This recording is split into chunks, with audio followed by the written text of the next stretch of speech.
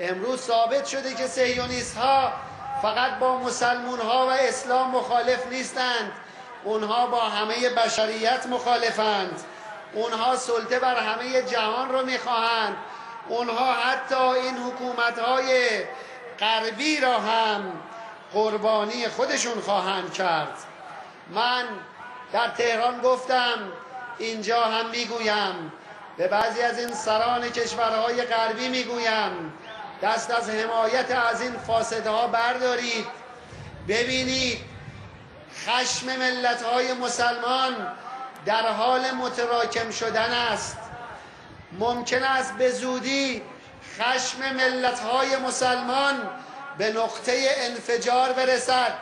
اگر چنین روزی پیش بیاید بدانند امواج این انفجار در مرزهای منطقه ما محدود نخواهد شد و حتما گریبان قدرت‌های فاسد حامی این رژیم جعلی را خواهد گرفت.